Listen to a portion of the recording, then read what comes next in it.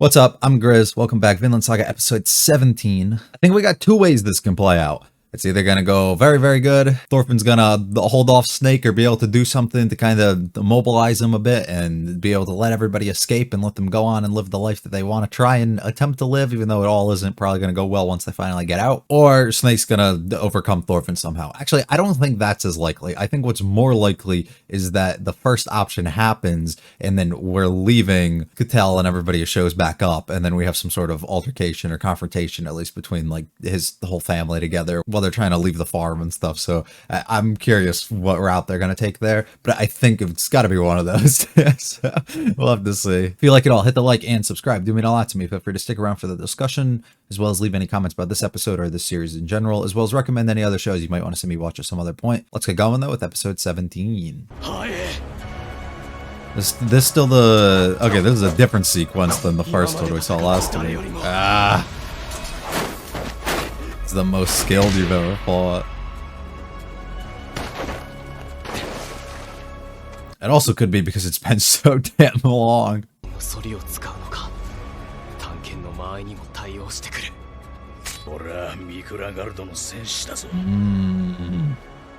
What is he? I think I'm seeing why.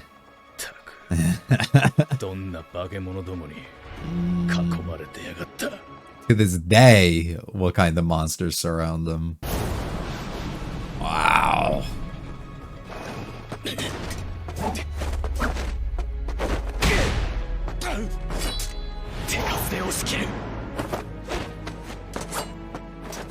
Wow.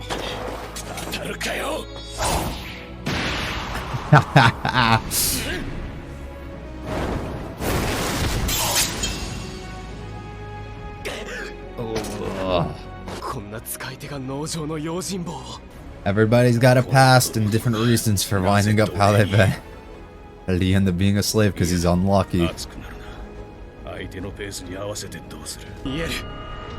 See an opening? Something you can do. Okay.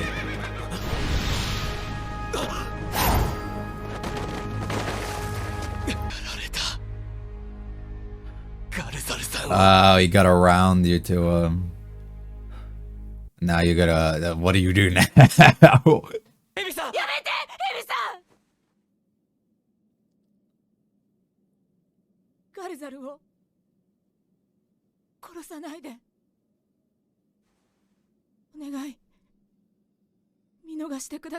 a lot to ask.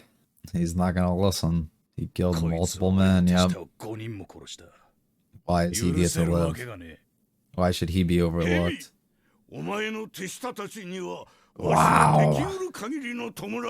Just let him go. He doesn't care. Yeah. Can't just replace the lives of other men with money. But a life's more valuable than that.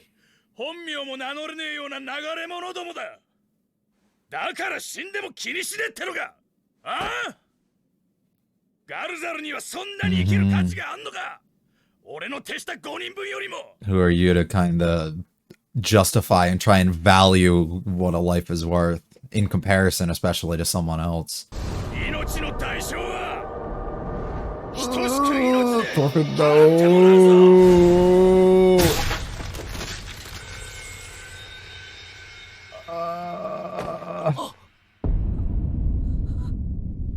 This might be something else Thorfinn now feels like he has to carry because he failed in this situation too. And he almost feels like he could be... he might not feel that way, but I'd assume he would. Then we already got the mid-episode cut. We're 7 minutes in. Oh, you avenge him. Yeah, well, he's tried to avenge somebody else for how long in his life, and what did that get him?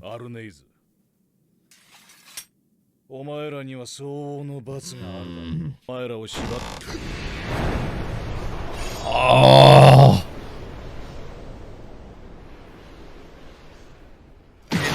I guess little bro won't dead.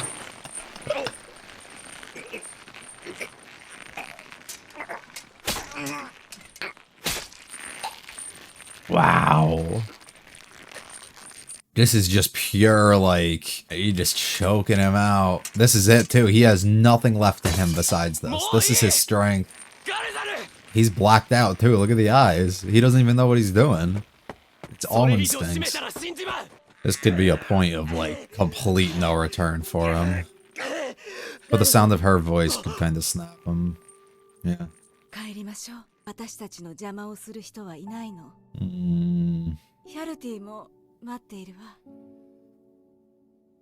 She probably, and the eyes come back. She probably realizes this is it for him too, though. She's gonna feed into the lies, though.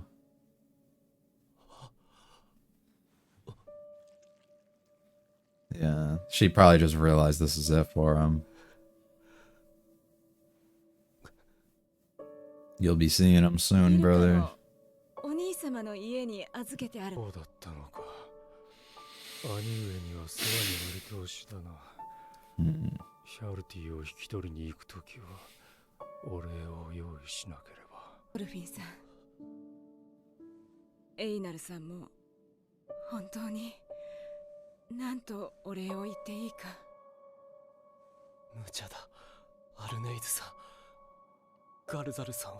She knows.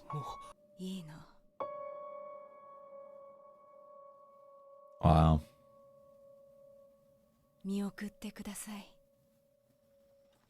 They've always done such a beautiful job with the skies in the show.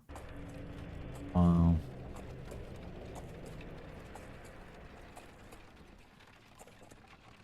Wow.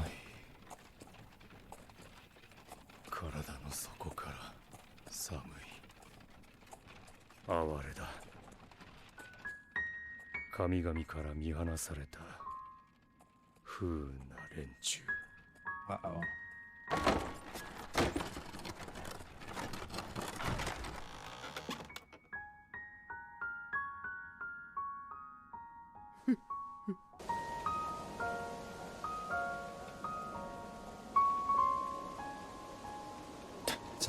Sorry for not saying anything.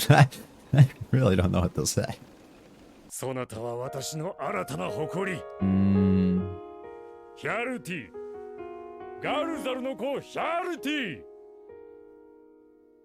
父は戦っていこう。お前が誇れる名誉のために。いずれ手にする富のために。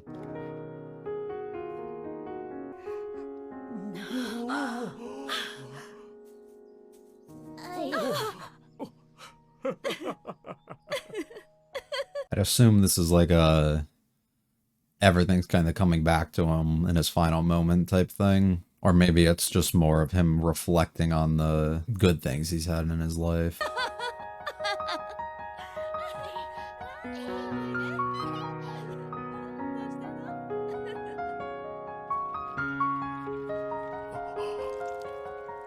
Hyaruti はもういくつになる？8つか9つか6つよ。Wow. どうもいかん。奴隷になってからの年月がいい盛りを見逃してしまった。別れた時はまだ1つだった。Wow. 参ったな。私たちのことなど忘れている。Yeah, probably never even, I mean, he can't recall anything. と、いたずら者に育っているに違いない。馬の尻尾に火をつけたりな。あなた、そんなことしたの？子供の頃。ああ、父上にひどく怒られた。バイキングに行きたいなどというのだろうな。男の子は。Yep. Every single one of them. だが、私は許さん。Good. Not the right path to go. ガルザル！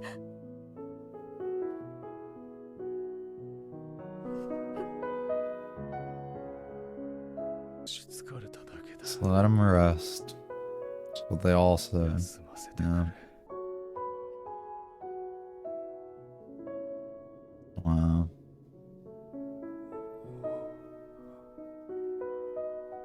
Wow. 本当にやるのだな。ああ、俺たちの腹は決まってる。 Back to the most pivotal moment of your life, probably. Determine the outcome of absolutely everything. And he never took a chance to look back at what his wife wanted or how she felt. わかった。行こう。よし。 And the two most important things to みん him. なはもう広場に集まっててな。 Wow. 急ごう。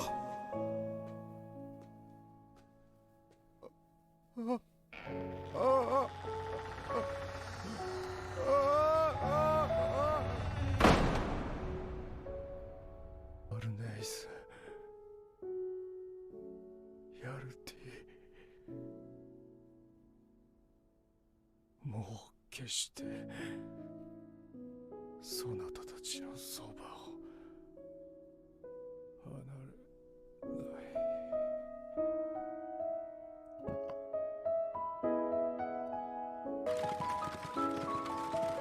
So beautiful.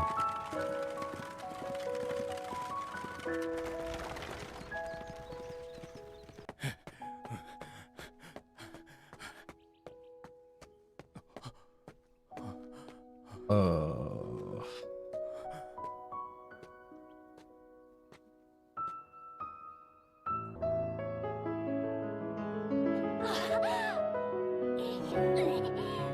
Wow.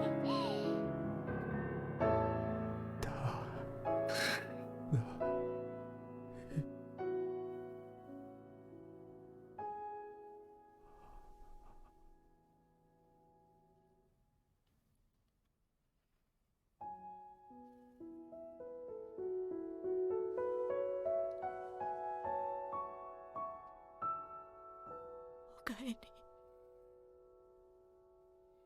おかえりなさい。カラさん。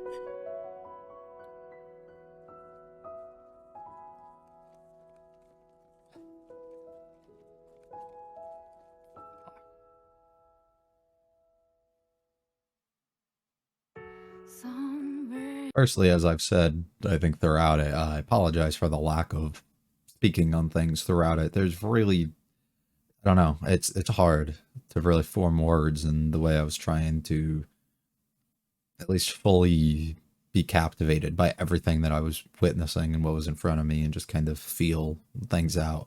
And there wasn't lots of dialogue of things really to go off of, and I just kind of wanted to take it all in. So I apologize for that.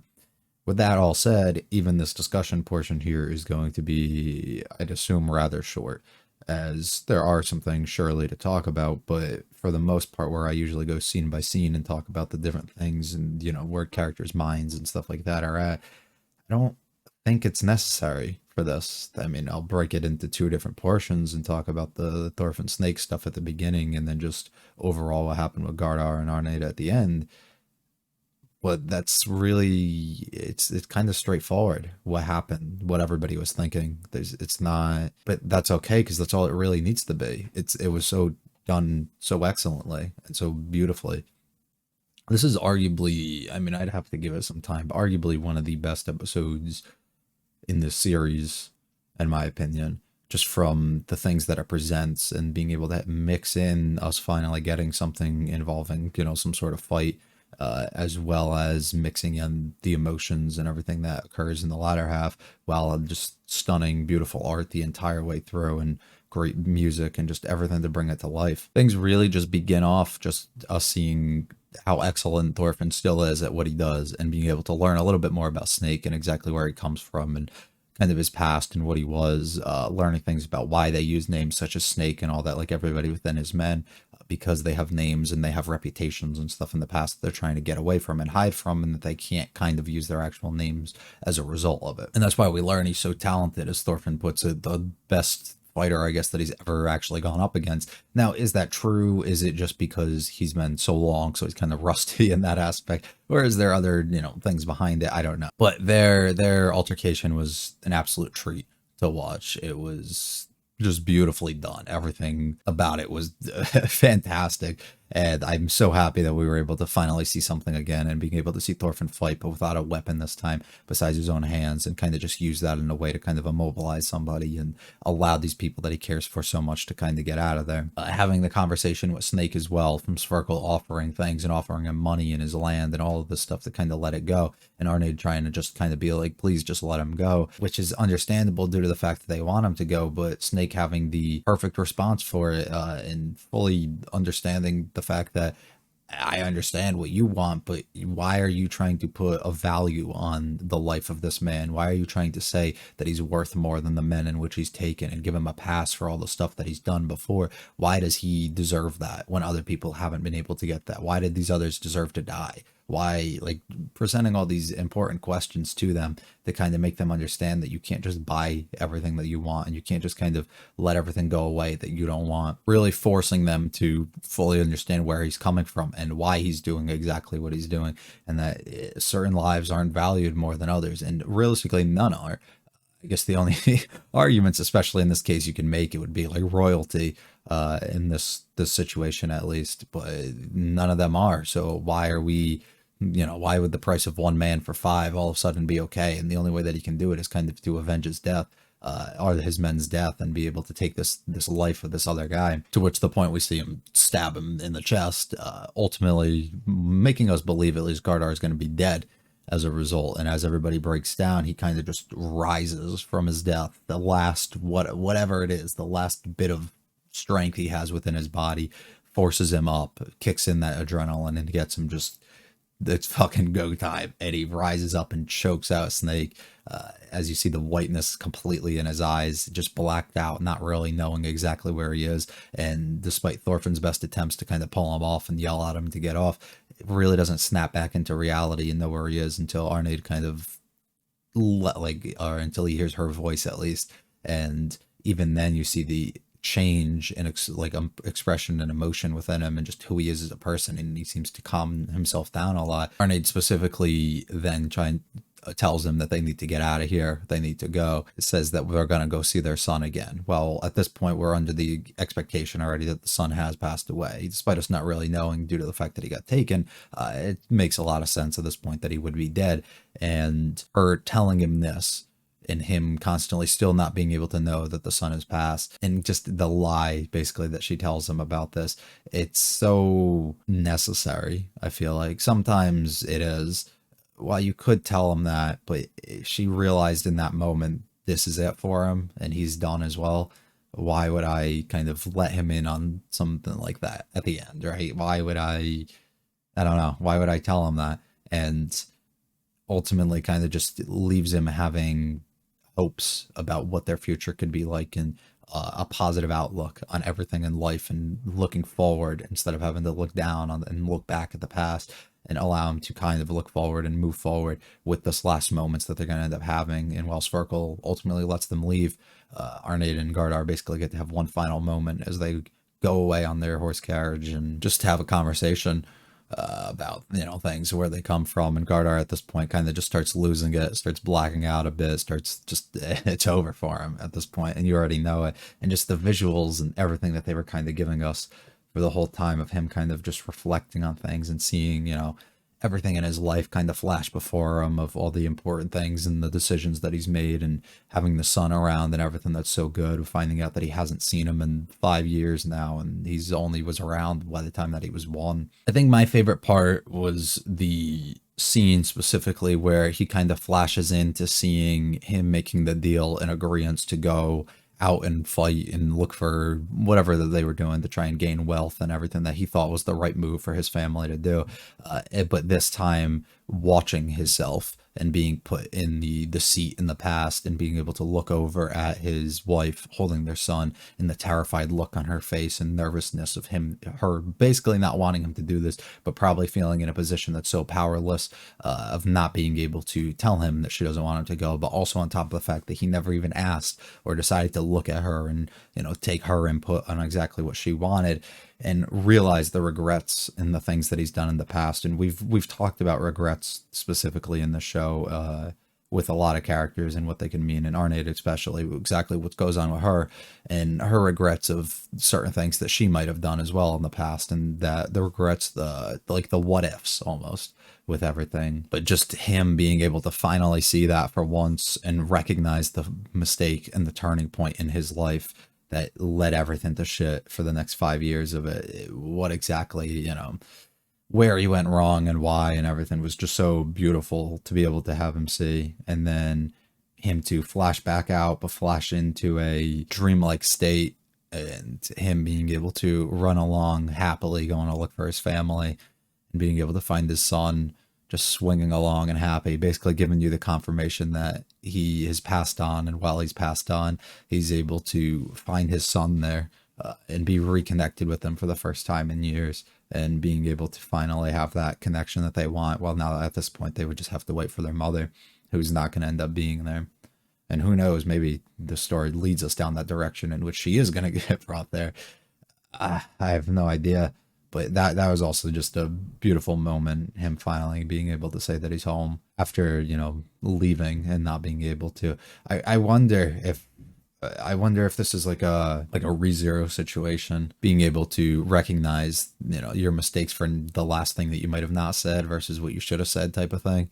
I wonder if it's like that type of situation, because I don't remember if we actually got to see him finally leaving and what if he had any last words, or if he said something similar to just wait for me to return home, and he hasn't been able to say those words that he is home since then. That'd be beautiful if so. I really don't know if that was the case, but I would like to go back and check that. And then at the end, seeing all the horses draw in, as it seems they're coming to capture them, and they know Gardar is dead, so now Arnade's going to be captured, and what's going to come next for her is a big mystery. Where do we go from here? Are they going to take her life? Are they going to put more strict restrictions on her, just wait until Cattell and all of them come back and let him make that decision? How's she going to feel in this situation? Is she just going to accept her fate, or is she going to try and do some things such as possibly end herself and get out of here any possible way? Are they going to work on a plan to just get her specifically alone out of here? What does she want is really what I'm interested in seeing. Einar doesn't even know everything that's happened with this plan and what's going on, so to see the aftermath revolving around him, especially what's going to happen to him now that they probably ended up catching him there. And Snake also said that they're going to work towards punishing Thorfinn and Arnade as well. What's going to happen with all of them? What was such a beautiful outlook 6 episodes ago, us thinking a possibility we return, that we're being completely freed by the end of this season, everything that's going on, being told that once Cattell returns, it's, all good. And while we knew in that moment it wasn't going to be, we knew for a fact that something was going to go on. I specifically thought it was going to revolve around him, but to find everything else that occurred in the in-between of that, that put them in a shitty spot that's going to possibly mess up what's going to happen by the time everyone else returns. No idea. I really don't. I have no idea what's going to happen. I just want to give props, once again, as I feel like I do all the time, though, to the team who works on this. The original story, especially, and the author, but just the team that can work on this animation project and bring everything together, from the voice actors and actresses that bring their characters really to life, to the animators that bring their characters physically to life here, and everybody else who just uses things such as music and art to kind of immerse you even more and make it even more as beautiful it is. It's truly, truly special of a story, an arc specifically that we're going through, and I don't know what else to say. I really don't. I sorry once again for probably not saying a lot during the reaction. I'll try and edit it my best that I can, that it looks like I am talking a bit more, but I don't know how that's gonna work. But yeah, it's gonna be all from me. I love this show. Hopefully you do too. If you like this episode at all, hit the like and subscribe. They do mean a lot to me. Feel free to follow me on Twitter, my anime list. Both links are in the description. Check out the other videos on the channel. Leave any comments about this episode or this series in general, as well as recommendations of other shows you might want to see me watch at some other point. I will without a doubt be back for episode 18 next week. I'm not looking forward to having a rewatch this. You get it. You have a good one though. Thank you for watching. See ya.